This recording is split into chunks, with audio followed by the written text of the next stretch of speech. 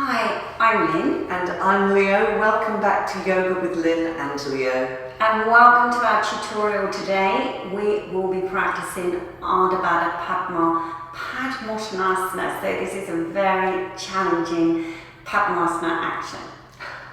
All the poses we do seem to be challenging, don't they? Yeah. Yeah, it is quite tough. So if you're not able to get into this, just keep on practicing your standing poses. Keep on practicing your Vrksasana tree pose. That is the key to this pose. Okay, so you're going to need a little bit of equipment. So here we've got a couple of bricks. We've got the taller bricks, but you can have whatever size bricks you've got, and a chair. Okay, so what we're going to do is to come into the Padmasana action. Now, we've got the wall behind us. We would recommend that you practice, if this is the first time you've been introduced to this, then practice with the wall behind you and just lean into the wall. Now, bend both legs, so bend the knees, soften the knees, so the groins become soft, the lower belly becomes soft, so that the leg becomes a little bit more pliable. So we're going to start with taking the right leg to the left thigh. So we can see here as Leo scoops her hand to the outer shin bone, she's rolling the flesh of the calf away from the knee side and then holding on to the foot. So if you do find this quite challenging, keep that leg slightly bent. And then see that you find a space right in the crease of the thigh to place the foot bone and then hold on to the foot with the left hand and just let the leg release down. So, some of you would have seen our Vrksasana action in one of our sequences recently, where I was asking Leo to just slowly bounce here. So what she needs to do is just to bounce very slowly, a little bit slower than that. Yeah, just to get a little bit of movement and momentum.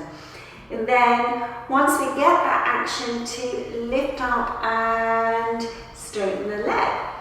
Now, if it's quite difficult to keep the foot there, then this is as far as you go. This is as far as you go. And if the Padmasana action is difficult, as Leo was saying, Vrksasana, start with that. Get the rotation in your lateral standing pose is very important.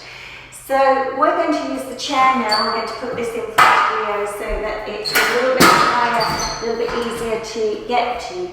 So you've got to see that you're moving the top of the foot really into scooping it into the thigh itself as you extend forward onto the chair. So you can keep the bottom to the wall and then hold on to the chair, put your hands onto the chair, and then slowly, if you're able to, take the hands a little bit further along the legs of the chair. So you've still got that support.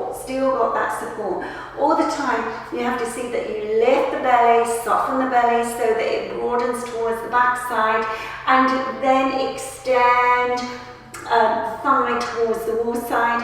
And as you can see, Leo is taking her hands down. Now we do have the option of the bricks if you do feel that you're sort of halfway between the chair and the floor.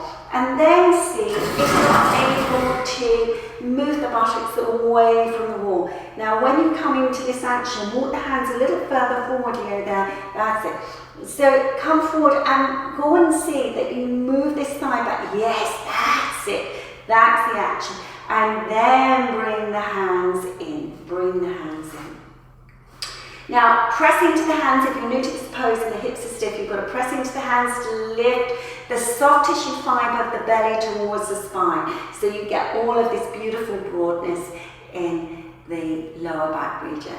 Then lean to the wall, slightly bend the front leg slightly, and then come up and softly just let that leg come down. So this is really an initial way of starting this pose. It's a very nice way of working. And then we come to the other side. So you may find one side is cooperative, the other side isn't. So again, work on these rotations in your standing poses. So you can see here, Leo again is rolling the skin fibers towards the shin side, calf to shin, and then coming into the action. Softening the knees so you've got those lovely soft groins that lift up out of the pelvis, and then start to straighten the leg. And as we were saying, holding on to this leg and holding on quite firmly so this lengthens and it weights down. And then these tiny little movements in the thigh itself, just moving the thigh towards the back wall. So if nothing else, if you're just coming into this stage and the knee's happy, then just stay at this stage. If you're able to go a little bit further, then you can come to the chair or you can come to the floor. And then keeping the leg there, folding over the leg. So once you get that hooked, then release the hands to the floor, taking the hands down, pulling up the kneecaps of the straight leg, keeping that nice and straight, and seeing that you reach up, so you can press into the hands to reach up, right up into the sacrum, stabilize the back of the pelvis, keep the back of the pelvis really broad. This pose is for the lower back. It increases those fibers and broadens the fibers, preparing for deeper asana work.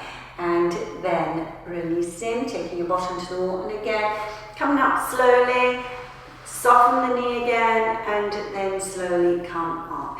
So if this is the first time you're introduced to Ardha Badha Padma Padmottanasana, then just take it step by step.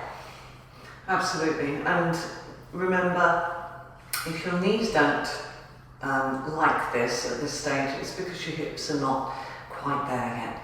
Do more standing poses and then eventually it will come. Don't try and force yourself into it. No, it is a process.